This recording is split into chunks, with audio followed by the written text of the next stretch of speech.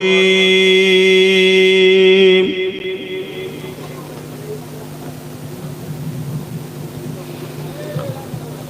الله الرحمن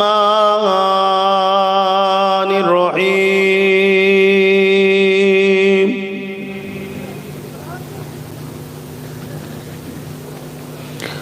الحمد لله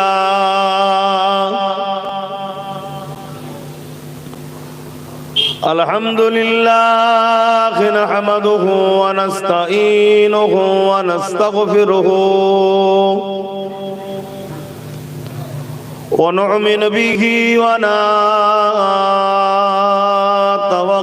عليه ونعوذ بالله من شرور أنفسنا ومن سيئات أعمالنا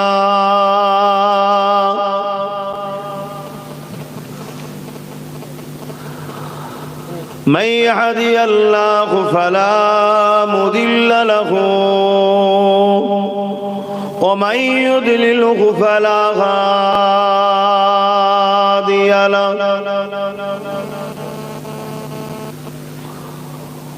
ونشهد أن لا إله إلا الله وحده لا شريك له ونشهد أن سيدنا وحبيبنا ومولانا محمدا عبده ورسوله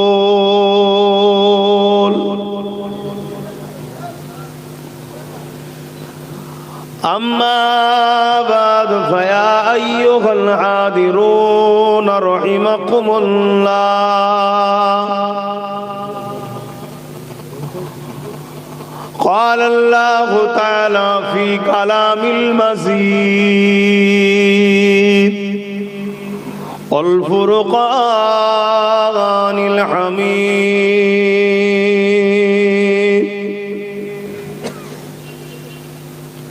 إن الله وملائكته يصلون على النبي يا أيها الذين آمنوا صلوا عليه وسلموا تسليما اللهم صل على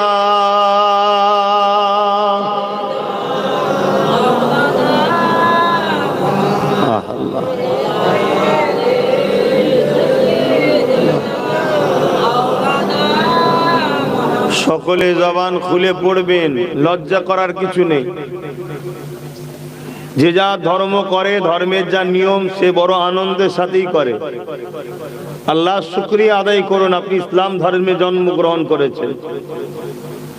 যে ধর্মটাকে সৃষ্টিকর্তা বলছে আমার পছন্দ, এতে যদি আপনার জবানে দরুদ পড়তে লজ্জা লাগে বা কলেমা পড়তে বা নিজের ধর্মের কাজ করতে লজ্জা লাগে, এর থেকে বড় অসভ্যতা, বর্বরতা আর ধ্বংস হওয়ার এর থেকে বড় আর দ্বিতীয় কারণ কি হতে পারে? কোনো লজ্জা নয়। আমি আমার ধর্মের কাজ করছি। অনেক মানুষের এমন সিস্টেম আছে, তার ধর্মীয় বিশ্বাস রাস্তার উপরে কি গড়াগড়ি করে আমি দেখি জানো, আর বিশ্বাস আমি ভুল টিকে যাচ্ছি না, সে জবাব আল্লাহ নেবে, কিন্তু সে আনন্দের সাথেই করছে, তার লজ্জাও লাগে না, সে তার মতো করছে। আমি আমার নবীর উপর দরুদ পড়বো, কলমা পড়বো, নারে তাকবীর, আল্লাহু আকবার দেবো, সুবহানাল্লাহ বলবো, আমার ধর্মের কাজ করবে, তা আমাদের লজ্জা লাগার কি আছে? যদি লজ্জা লাগে জানতে হবে দুর্বল ঈমান। আমি জন হই, যুবক হই, মুরব্বী হই, বাপ হই, মা হই, পীর সাহেব হোক, মুফতি হোক, লিডার হোক, যাই হোক, আমি ইসলামের অনুসারী, আমাকে আমার ধর্মের কাজ করতে হবে। এই ধর্মের জায়গায় কোনো কম্প্রোমাইজ নাই। বাকি দুনিয়াবী জীবনে চলতে গেলে হাজারো জায়গায় মানুষ উঠা বসা করতে হয়, বিজনেস কারবার করতে হয়, করুন না। সবটাই করতে হবে, কিন্তু নিজের ধর্মের ব্যাপারে কোনো লজ্জা নয়। আসেন প্রাণ খুলে উচ্চ আওয়াজে ভক্তি ভালোবাসায় জবান খুলে দরুদ পড়ুন। আল্লাহুম্মা সাল্লি আলা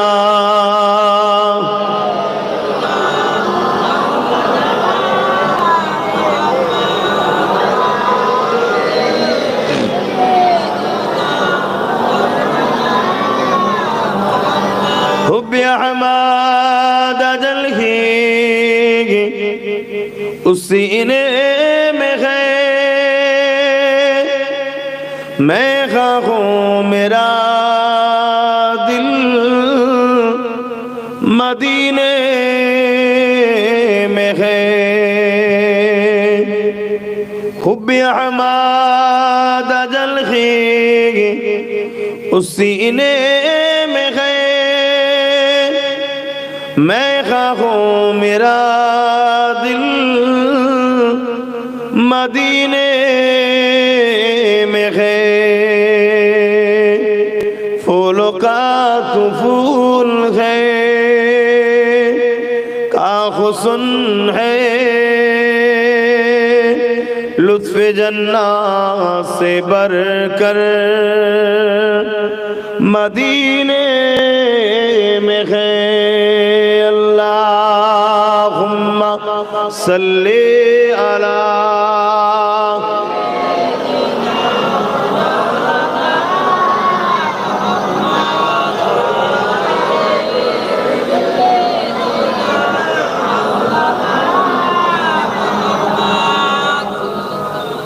বসে যাও বাবা, এখানে বস। বসবে না তাহলে যেখানে বস হয়ে গিয়ে দাঁড়ালে হবে। হ্যাঁ বস। ভাই আপনারা মোবাইলে ব্যস্ত কেন? আপনি তো জল শুনতে এসছেন, আপনার তো মন মোবাইলের দিকে পড়ে থাকবে। আমি বলবো এক, শুনবেন আর এক, আবার কাল সমালোচনা হবে, আমাদের কিছু হবে না, আপনি আপনার ক্ষতি করবেন। এদিকে খেয়াল করুন, মোবাইল বন্ধ রেখে এদিকে শুনুন। ওই দেখুন ওইটুকু বাচ্চা বলছি তাও মোবাইল বন্ধ রাখছেন। তাহলে বলুন আমাদের পরের প্রজন্ম কত খারাপ তৈরি হচ্ছে। আর এই জন্যই তো আমরা ধ্বংসের মুখে আছি। ইসলাম নয়, আমরা আলাদা জিনিস, ইসলাম আলাদা জিনিস। আমরা মাননেওয়ালা দাবিদার, কতটা মানতে পারছি না পারছি সে তো আখলাক ব্যবহার হাকিকাতে বোঝাই যাচ্ছে। ইসলাম ধ্বংস হবার জিনিস নয়। যেদিন আল্লাহ চাইবে দুনিয়াকে ধ্বংস করব, সেদিন ইসলামকে আল্লাহ উঠিয়ে নেবে। ইসলাম কখনো মিটাতে কেউ পারেনি, আর সবে কিয়ামত পর্যন্ত পারবে না। যুগে যুগে যুগে যুগে হাজারো জালিম চেয়েছে আমাদের ঘরে আল্লাহ থেকে দূরে সরাবার, রাসূল থেকে দূরে সরাবার, কোরআন থেকে দূরে সরাবার, দ্বীনি প্রতিষ্ঠান, দ্বীনি মাহফিল, দ্বীনি আলোচনা থেকে দূরে সরাবার যুগে যুগে চেষ্টা হয়েছে। আলহামদুলিল্লাহ জালিমরা মিটে গেছে, আজও ইসলাম আছে আর মানুষ ইসলামের সঙ্গে জুড়েও আছে। জোরে বলুন সুবহানাল্লাহ। কিন্তু যারা ইসলামকে মানি বলে মুনাফিকি করে, আল্লাহ তাদেরকে মিটিয়ে দেয়। মৃত্যুটা বড় কথা না, মৃত্যু তো হবে রে বাবা, আল্লাহর ওলিরও মৃত্যু হয়। সবচেয়ে বড় কথা আমার নূর নবী, তিনিও ইন্তেকাল করেছেন, কথা বুঝেছেন? তবে তিনার মৃত্যু আর আমাদের মৃত্যুর মধ্যে পার্থক্য আছে, এটা মাথায় রাখবেন। তিনার মৃত্যু ইন্তেকাল আর আমাদের মধ্যে পার্থক্য আছে। বেশক তিনি রওজা মুবারকে সশরীরে এখনো জিন্দা আমাদের জন্য কাঁদছেন। জোরে বলুন সুবহানাল্লাহ। এটা হলো আহলে সুন্নাত ওয়াল জামাত জান্নাতি দলের আকীদা। এর বাইরে আকীদা গোমরাহ, বাতিল, জাহান্নামী, কাফের। ক্লিয়ার কথা। আবার এখন কাফের শব্দ ইউজ করলে অনেকের অ্যালার্জি হয়, যে কাফের বলে কেন? ওখানেও সন্দেহ হয় যে তোমার কিছু অ্যালার্জি হওয়ার কারণটা কি, তোমার অ্যালার্জি হওয়ার কারণ কি? আল্লাহ বলছেন কোরআনে, কুল ইয়া আইয়ুহাল কাফিরুন, হে কাফের সম্প্রদায়। আল্লাহ কাফেরকে কাফের বলেছে, আমরাও কাফেরকে কাফের বলছি। এখানে তো আলেম ওলামা বসে আছে, কাউকে কাফের বলছি না তো? আপনাদেরকে কাফের বলছি? যে কাফের সে কাফের। কথা বলতে মাথায় ঢুকছে? কে কাফের? যে আমার রাসূলের শানে গুস্তাখি করে, আল্লাহ দ্বীনের সাথে গুস্তাখি করে। কথা বুঝে আসছে? যে অস্বীকার করলো আল্লাহর দ্বীনকে, কথা বুঝে আসছে, তাকে আমরা বলতেই পারি সে মুখে দাঁড়িয়ে রেখে মাথায় টুপি দিয়ে সে যদি বলে আমার রাসূল পাক সাল্লাল্লাহু আলাইহি ওয়াসাল্লাম মরা, তাহলে তো আমাদেরকে বলতে অস্বীকার করছে, আল্লাহর দ্বীনকে অস্বীকার করছে, কোরআনকে অস্বীকার করছে। কথা বুঝে আসছে? আমার নবী পাক সাল্লাল্লাহু আলাইহি ওয়াসাল্লামকে আল্লাহ হায়াতুন নবী করেছেন, জোরে বলুন সুবহানাল্লাহ। তো যাক, আলোচনার দিকে যাব, কিন্তু এখন যেটা বলতে চাইছি, মোবাইলে ব্যস্ত লাভ নেই, আসুন দরুদ শরীফ পড়েন। আল্লাহুম্মা সাল্লি আলা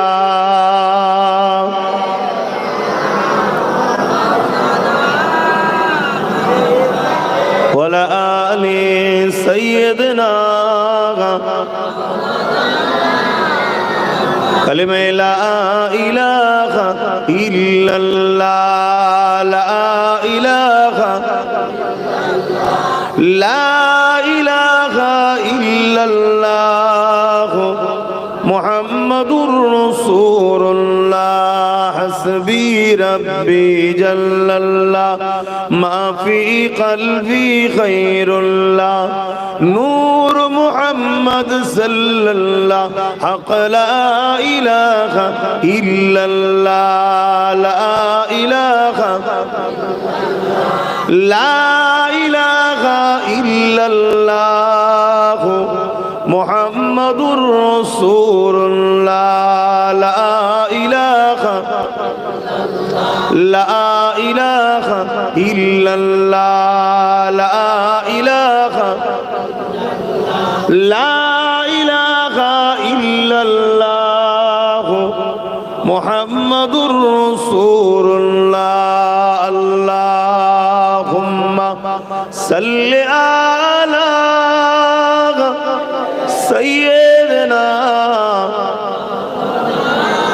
ওয়ালা আলি قال الله تعالى في كلامه الفرقان الحميد وما خلقت الجن والإنس إلا ليعبدون। আমার আব্বা জানেরা, আমার নওজোয়ান তরুণীরা, যুবকেরা, উলামা হযরত, হাফেজে কোরআন, নামাজি, মুত্তাকি, পরহেজগার ইমাম সাহেবগণেরা, পাশাপাশি পর্দা নিশিনা আমাদেরই সকলের আম্মা জানেরা, বোনেরা, ছোট ছোট বাচ্চারা, আজ আমরা একটা খুশির ও আনন্দের বিষয় নিয়ে এখানে বসেছি।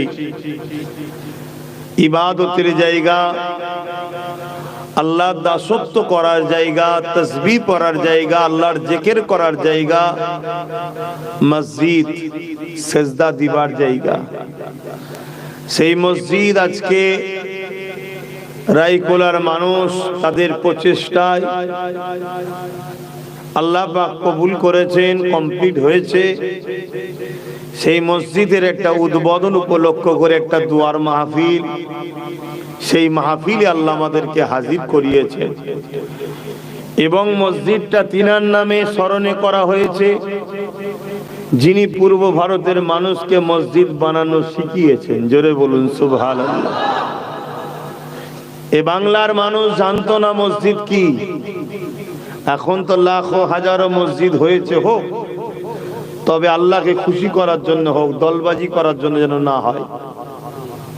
আল্লাহকে খুশি করার জন্য হোক, মানুষ আসবে, আল্লাহর ইবাদত করবে, এই নিয়ত থাকে, গ্রুপবাজি না হয়, এটা আমাদের, এটা ওদের, এটা এদের, এরকম না হয়।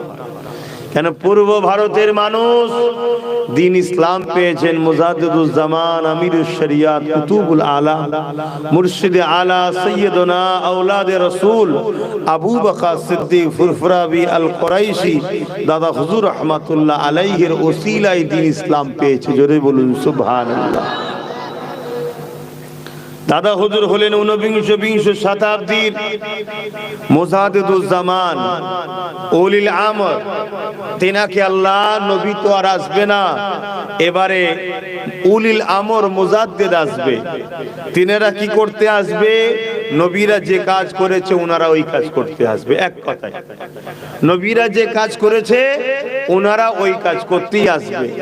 নবীদের ঘরে যিনি সিলেক্টেড করতেন তিনি আল্লাহ, মুজাদ্দিদদের ঘরেও যিনি সিলেক্টেড করেন তিনিও আল্লাহ।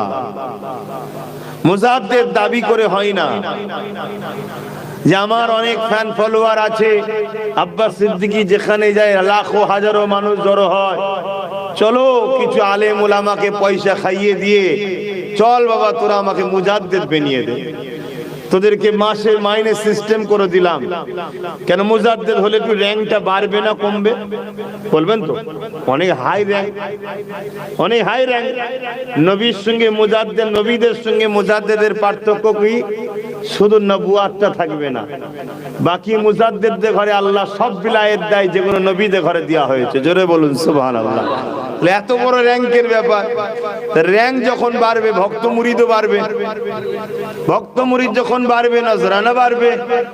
চল 20টা মুফতি মাওলানাকে ভাড়া করে নি, মাসে মাসে 15-20 হাজার টাকা করে দেবো। চারিদিকে যাবি যে বলবি ইস জাবানে কা নয়া মুজাদ্দিদ আব্বাস সিদ্দিকী হ্যায়, শুধু এতটুকু প্রচার করে দিবি, 20,000 টাকা মাসে মাসে। আল্লাহকে সাক্ষী রেখে বলি যার কুদরতি হাতে আমার জান আছে, খারাপ নেবেন না, আমি সব আলেমের বিরুদ্ধে নয়, কিন্তু রাসূলুল্লাহ বলেছেন আখিরি জামানায় আসমানের নিচে জমিনের উপরে সবথেকে নিকৃষ্ট হবে একদল আলেমরা, সবথেকে নিকৃষ্ট। প্যান্ট শার্ট পরা, দাড়ি চাচা, সিনেমা দেখা, যাত্রা দেখা, ফাংশন দেখা, এদের থেকেও নিকৃষ্ট হবে একদল আলেমরা। সবাই নয়, সবাই নয়। যেদিন নবীর পক্ষের উলামা থাকবে না, যেদিন নবীর পক্ষের আলেম থাকবে না, সেদিন তো আল্লাহ কিয়ামত করে দেবে। অবশ্যই আলেম আছে, হক আলেম আছে, কথা বুঝে আসছে। আজকের দিনে যদি বলা হয় যে হ্যাঁ দিয়া হবে, আমার বিশ্বাস গোটা করি নয়, অনেক পাওয়া যাবে, তারা লাইন দেবে, আপনি দিন, আমি প্রচার করে দেবো, দিন প্রচার করে দেবো। আরে শরিয়াত বিরোধী হবে, আচ্ছা ঠিক আছে দেন না, সব বুঝে নেবো, কোনো অত চিন্তা করছে, টাকা দেন, সব ঠিক করে দেবো। সেই সময় আমরা এসেছি। এই কথাটা প্রথম কেন বললাম? আল্লাহ নবী বললেন আখিরি জামানায় হাতের তালুতে আগুন রাখার থেকেও ঈমান বাঁচানো বড় কষ্টকর হবে। মসজিদ ভালো জিনিস, মাদ্রাসা ভালো জিনিস, কিন্তু মসজিদ মাদ্রাসা দেখে ছুটলে হবে না, এটা বোঝাবার জন্য আমি কথাটা প্রথম বললাম। ছুটবেন কি দেখে? ছুটবেন দেখে যে মসজিদটা বানাচ্ছে তার মধ্যে হুজুর আছে কিনা, অর্থাৎ নূর নবী আছে কিনা। যে মাদ্রাসা বানাচ্ছে তার মধ্যে দয়ান নবী আছে কিনা দেখুন, অর্থাৎ তার দিলে হুজুরের আজমাত, হুজুরের শান, হুজুরের মর্যাদা, হুজুরের ভক্তি, হুজুরের প্রেম, হুজুরকে সে কোন নজরে দেখে। এটা হলো আমাদের জন্য মাপকাঠি, এটা হলো আমাদের মুক্তির রাস্তা। কেন? আমরা যদি মসজিদ বানানো দেখে আব্বাস সিদ্দিকী জগৎ বিখ্যাত ওলি হয়ে গেছে, তাহলে ঠকে যেতে পারে বাপ। আমি আমাকে দিয়ে উদাহরণ দিচ্ছি। আব্বাস সিদ্দিকী আজকের দিনে 50টা মাদ্রাসা চালাচ্ছে, এটা নিয়ে 3টে কমপ্লিট হলো মসজিদ, আরো আল্লাহ কারে চলছে, কমপ্লিট হলো তখন বলবো, কথা বুঝে আসছে? তাই নাকি? তাহলে আজকে জগৎ বিখ্যাত উনি বড় ওলি, ওটা ভেবে যদি আপনি ছোটেন, আপনার ঠিকও ধরা হতে পারে, ভুলও ধরা হতে পারে। যদি আব্বাস সিদ্দিকীর হৃদয়ে রাসূলের শান, মর্যাদা, আজমত, প্রেম, ভালোবাসা, যেটা আল্লাহ পাক যেভাবে বলেছে, কথা বুঝে আসছে, অগাধ যদি নবীর প্রেম ভালোবাসা থাকে, তবে জানবেন আব্বাস সিদ্দিকী ঠিক লাইনে আছে। নচেত যদি আপনি ধরেন, ঠকতেও পারেন, ঠিকও হতে পারে। কেন? দাড়ি দেখে, টুপি দেখে, নামাজ দেখে, রোজা দেখে, মসজিদ দেখে, মাদ্রাসা দেখে, কোরআন তেলাওয়াত দেখে, বড় এলাহান, বড় কারি, বড় সহি পড়ছে, এসব দেখে ছুটে কিছু লাভ হতেও পারে, নাও হতে পারে। কেন? এগুলো সব আমল, এগুলো সব কি? ভালো কাজ। কিন্তু ঈমান হলো নূর নবীর মহব্বত ও আদব। জোরে বলুন সুবহানাল্লাহ। মসজিদ বানানো ঈমান নয়, এটা ঈমানের মধ্যে। মাদ্রাসা বানানো ঈমান নয়, ঈমানের মধ্যে ভালো কাজ এটা। ঈমানদার যখন মসজিদ বানায় সে নেকি পায়, আল্লাহ তার জন্য জান্নাতে ঘর দেবে ওয়াদা করেছে। জোরে বলুন সুবহানাল্লাহ। আজকে যে আমরা বানিয়েছি, যে আমরা বানিয়েছি, যদি ঈমান নিয়ে মরতে পারি, ওয়াদাল্লাহি হাক্কুন, আল্লাহর ওয়াদা সত্য, মসজিদ বানানোকারীদেরকে আল্লাহ জান্নাতে ঘর দেবে। জোরে বলুন সুবহানাল্লাহ। আর ঈমান নিয়ে যদি মরতে না পারে, একটা কেন 1000 মসজিদ বানিয়েও কোনো লাভ হবে না। আমি কি বোঝাতে চেয়েছি বুঝতে পেরেছেন? তাহলে আজকে আমাদেরকে মানুষের সঙ্গে মিশবেন, মিশার আগে তাকে ফলো করুন। আরে কথাগুলো বলছি কেন? আমি দলবাজি করতে নাকি গ্রুপ করতে? আমার জলসা কমে গেছে? আরে জলসা ঠেলাতে না নিজের জীবনের শান্তি, না নিজের শরীরের যত্ন, না ঘরের সময়, না আর কি বলবো, সব দিকে সব শেষ হয়ে যাচ্ছে। আর বেশি খুলে বলতে পারছি না। জলসা ঠেলায় আলহামদুলিল্লাহ আল্লাহ এত দিয়েছে, অহংকার করছি না। আম্মা বিনিয়ামাতি রাব্বিকা ফাহাদ্দিস, আল্লাহ পছন্দ করেছে তুই আমার দিনের কাজ কর, এটা আমার জন্য বড় ইহসান। আল্লাহ বড় ইহসান করেছে আল্লাহ আমাদের, যে আমার দিনের কাজ তুই করবি, প্রচার করবি, যা তোকে আমি সুযোগ দিলাম। এটা অহংকারের ব্যাপার নয়। কিন্তু এই কথাটা বলছি কেন? এই কথাটা বলতে চাইছি এই জন্য, একেবারে আমরা খাদে বলেন, গর্তে বলেন, সীমানা বলেন, একেবারে শেষ বর্ডারে চলে এসেছি। শেষ বর্ডারে। এই জায়গা থেকে যদি আমাদের ভুল পদক্ষেপ হয়ে যায়, তাহলে দুনিয়াও ধ্বংস, আখিরাতও ধ্বংস। এই জায়গা থেকে সঠিক ফায়সালা নেবেন কি করে? কেন 3 শ্রেণীর মানুষ আছে। এক শ্রেণী কাফের, আর এক শ্রেণী মুনাফিক মুসলমান, আর এক শ্রেণী হলো মুমিন মুসলমান। তো কাফেরকে নাই চিনা যায়, কিন্তু মুমিন মুসলমান আর মুনাফিক মুসলমান চিনবেন কি করে? কেন মুমিনের মুখেও দাড়ি থাকে, মুনাফিকের মুখেও দাড়ি থাকে। মুমিনও বলে আল্লাহ, মুনাফিকও বলে আল্লাহ। মুমিন বলে লা ইলাহা ইল্লাল্লাহু মুহাম্মাদুর রাসূলুল্লাহ, মুনাফিকও বলে লা ইলাহা ইল্লাল্লাহু মুহাম্মাদুর রাসূলুল্লাহ। মুমিনও মসজিদে যায়, মুনাফিকও যায়। মুমিনও রোজা রাখে, মুনাফিকও রাখে। মুমিনও মসজিদে চাঁদা দেয়, মুনাফিকও দেয়। মুমিনও হজ করে, মুনাফিকও করে। মুমিনও কি বলে যাকাত দেয়, মুনাফিকও দেয়। মুমিন মুসাফা করে, মুনাফিকও মুসাফা করে। মুমিনও দরুদ পড়ে, মুনাফিকও দরুদ পড়ে। চিনবেন কি করে? বড় কঠিন ব্যাপার নয়। এই চিনার জন্য আজকে প্রথম কথাতেই শুরু করলাম। অবশ্যই আল্লাহর ঘর উদ্বোধনের উদ্দেশ্যে আমরা এসেছি, কিন্তু আল্লাহর বন্ধুকে আমাদেরকে আগে জানতে হবে। কেন? আল্লাহ আমার আর তিনার, আল্লাহ আর বান্দার বিচখানে আল্লাহ নিজে মোহাম্মদ রসুলকে রেখেছে। জোরে বলুন সুবহানাল্লাহ। এই ফায়সালাটা কে করেছে? বলো যুবকরা, কে করেছে? আল্লাহ। বান্দা আর আল্লাহর, বান্দা ও খালেকের বিচখানে আল্লাহ নিজে মোহাম্মদ রসুলকে রেখেছে। অর্থাৎ তোরা বান্দারা আমার হাবিবের কাছে আসবি, হাবিবের সাথে, হাবিবের দেখানো রাস্তায় হাবিবকে সাথে নিয়ে আমি আল্লাহ আমার কাছে যারা আসবে তারাই পাবে আমার শ্রেষ্ঠ জান্নাত। জোরে বলুন সুবহানাল্লাহ। হাবিবকে ওভারটেক করে, হাবিবকে বাদ দিয়ে, হাবিবকে কষ্ট দিয়ে, হাবিবকে এড়িয়ে, হাবিবকে সরিয়ে দিয়ে যারাই আমার কাছে আসবে তারা হবে মুনাফিক, তাদের জন্য জাহান্নাম। শুনছেন তো নাকি? হ্যাঁ, বড় পাওয়ারের সাথে বুঝাচ্ছে আপনাদের। এই পৃথিবীতে লাখো মসজিদ, লাখো মাদ্রাসা, দাড়ি টুপি মাদ্রাসা মসজিদের কোনো অভাব নেই, কিন্তু তারপরও আমাদের বিপদের কি সমস্যা মিটেছে? এর কারণ কি? আল্লাহর রহমত থেকে আমরা দূরে সরে গেছি, তাই তো নাকি? আল্লাহর রহমতটা কি? আল্লাহ কোরআনের মধ্যে সূরা আম্বিয়ার মধ্যে বলেন, ওমা আরসালনাকা ইল্লা রাহমাতাল লিল আলামিন। এ বিশ্ব জগতের মানুষ আমি আল্লাহ আমার পক্ষ থেকে তামাম আলমের জন্য আমি আমার নবীকে রাহমাতাল লিল আলামিন করে পাঠালাম। আল্লাহর রহমত তো হুজুর পাক সাল্লাল্লাহু আলাইহি ওয়াসাল্লাম, তাহলে বলছেন আল্লাহ রহমত চাই, তাহলে মানে হুজুর চাই। আল্লাহ রহমত ছাড়া বাঁচা যাবে না, হুজুর ছাড়া বাঁচা যাবে না। আল্লাহ রহমত ছাড়া নাজাত নাই, হুজুর ছাড়া নাজাত নাই। আকীদা ঠিক করেন, হুজুরকে বাদ দিয়ে কেউ নাজাত নাই। শুনছেন তো নাকি আমার কথা? বাপজান গুলো বুঝতে পারছেন তো? হ্যাঁ বাপ, বুঝেলেন। আমাদের কাছে অনেকে কোরআন দেখে দেখে গুমরা করেছে, জানেন না? হযরত আলী হুজুরকে শহীদ করেছিল কারা? উলামা ভাইরা জানে?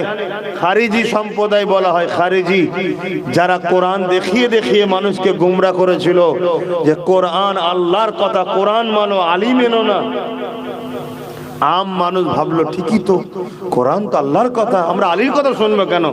আল্লাহর কথা ছেড়ে দিয়ে আলীর কথা শোনে? আল্লাহ তো সৃষ্টিকর্তা। শুনছেন কেমন ভাবে গোমরা হলো? তাদেরকে খারিজি বলা হয়। এমন দল তৈরি করে ফেললো, হযরত আলী হুজুরকে শহীদ পর্যন্ত করে দিল সেই সব লোকেরা। শুনছেন? বলুন, হযরত আলী হুজুরকে যারা কোরআনের পক্ষে দাঁড়িয়ে আলী হুজুরকে শহীদ করেছে, এরা কেউ জান্নাত যাবে মনে হয়? আপনাদের ক্ষুদ্র বিবেক কি বলছে? বলুন, বলুন, বিবেক কি বলছে? কারণ আল্লাহ নবী জানিয়ে দিয়েছেন, এ বিশ্বে মানুষেরা শুনে রেখে দাও, আমি রাসূলুল্লাহ হলাম ইলমের শহর, আর আলী হলো শহরের দরজা। আমি রাসূলুল্লাহর কাছে আসতে গেলে আলীর মাধ্যম আসতে হবে, আলী ছাড়া আমাকে পাওয়া যাবে না। সেই হযরত আলীকে শহীদ করে দিল দাড়িওয়ালা, টুপিওয়ালা মুনাফিকরা, সাধারণ মানুষের মধ্যে বিভ্রান্ত তৈরি করে দিল। কোরআন হলো আল্লাহ পাকের কথা, কোরআন মানো, আলীর কথা মেনো না। হযরত আলী কার কথা শোনাচ্ছিল? আল্লাহরই তো কথা শোনাচ্ছিল। কিন্তু আমার নবী সাহাবারা কি বলেছিল?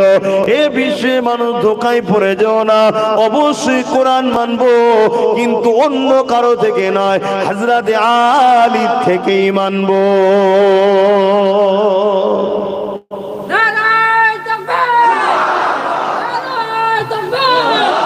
আমার কথা বুঝতে পারছেন? তা আমরা মানবো তো কোরআনকে। আজ আমাদেরকে অনেকে শোনায়, আরে কোরআন হাদিস আগে না দাদা হুজুর আগে?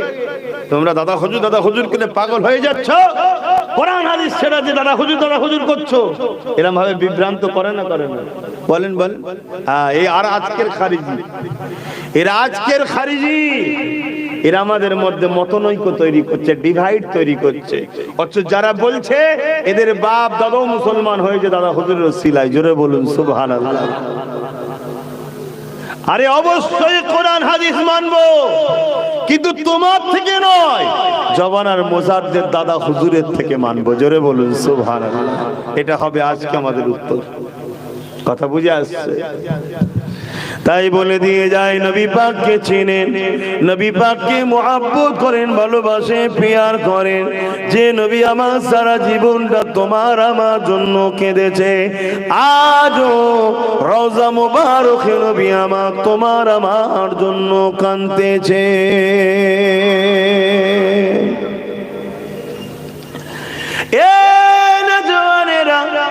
এই পৃথিবী জুড়ে যারা আমাদেরকে মিটাতে চাইছে, তারা বারবার মিটে গেছে, আমাদেরকে মিটাতে পারেনি। অথচ তাদের হাতে ক্ষমতা যুগে যুগে ছিল, অথচ তাদের হাতে অস্ত্র যুগে যুগে ছিল, অথচ তাদের দিকে পাওয়ার যুগে যুগে ছিল, তথাপিও তারা মিটে গেছে, আমাদের মিটাতে পারেনি। তাই তারা বড় রিসার্চ করে দেখে নিয়েছে, সব ক্ষমতা আমাদের পক্ষে থাকার পর এই মুমিন মুসলমান নবীর গোলাম গুলোকে কেন মিটানো যায় না?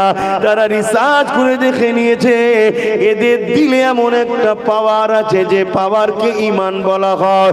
ওই ঈমান যতক্ষণ এদের মধ্যে আছে, এদেরকে কখনো মিটিয়ে দেওয়া সম্ভব নয়। এরা যেতে ঈমানের জোরে, এরা কামিয়াবি ঈমানের জোরে হয়।